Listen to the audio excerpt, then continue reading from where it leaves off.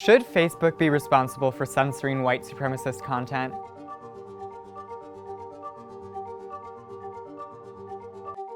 Facebook's training documents for content moderators were recently released by Vice's motherboard.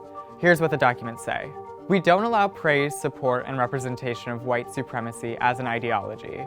But the documents also reveal, conversely, that Facebook allows content that represents white nationalism and white separatism. Facebook says that white supremacy is explicitly racist, and therefore against the website's community standards. But it compared white nationalism and separatism to historical separatist movements, like Zionism and black nationalists, saying that in these instances, people are advocating for something, like the creation of an ethnic state, but aren't necessarily indicating the inferiority of other people, thus not violating the website's community standards. If that all sounds confusing to you, you're not alone. Kelly Baker, author of The Gospel According to the KKK, said this distinction was arbitrary. So I think the kind of interesting thing about the Facebook move to say, like, we're gonna allow white nationalism is that it ignores that that's a subset of white supremacist movements, right? That it says that this is somehow something different because they're not explicitly racist. And it's like, yeah, but the kind of term white nationalism came about to avoid those charges of racism. In fact, one was born out of the other. Here's a little history of the term from the senior investigative researcher and director of special projects at the Anti-Defamation League's Center on Extremism. Now, if you take the term white nationalism, it actually emerged within the white supremacist community as a euphemism for white supremacy. So the term is essentially synonymous.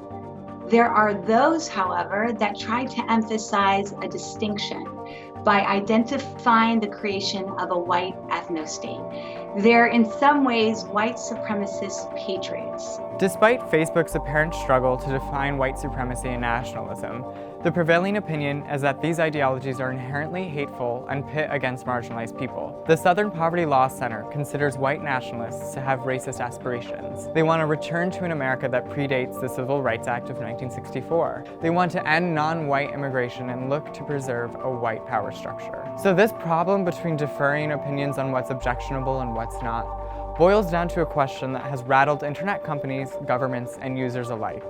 Whose responsibility is it to create and enforce these rules? Recently, conservative vloggers Diamond and Silk alleged their videos were censored by Facebook, claims which have been relentlessly debunked. But some Republican lawmakers seized upon these claims and called the vloggers to testify in a congressional hearing. Facebook, along with other social media sites, have taken aggressive actions to silence conservative voices such as ourselves by deliberately restricting and weaponizing our page with algorithms that censor and suppress our free speech. Well, as it turns out, Facebook doesn't have a legal obligation to uphold free speech for its users, just like any other private social media company. So the First Amendment does not govern what Facebook can or can't do with respect to the speech of its users. So while Facebook doesn't have this legal obligation to uphold free speech, it brings up the important question of should they? They can allow an open platform where ideas are free as long as they don't become violent or directly racist, which is what the company is ostensibly trying to do with its new guidelines on white supremacy and nationalism. Or Facebook can decide to censor specific groups it doesn't agree with. But the experts I spoke with warned against the latter, saying the groups could become more dangerous if they can't be monitored or surveyed. Twitter and Facebook are in really difficult positions to say, like, how do we guarantee that all users have safe spaces, right? And that they're not being targeted and they're not being harassed and they're not being threatened. And how do we also decide what happens if we do suppress this kind of stuff, right? Certainly their ability to harness the internet to expand their message, to influence others for action is very detrimental. But we have to also balance that with the concern that putting pressure on these groups and forcing them to platforms that are off the beaten path make it harder for us to understand and offer safety and protection to our society. There are no clear answers to this monster of a problem because a perfect world doesn't exist.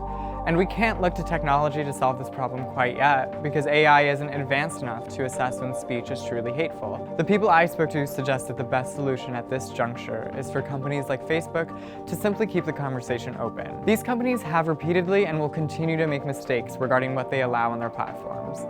Based on what the experts have to say, this distinction between white supremacy and white nationalism is maybe just that, a mistake.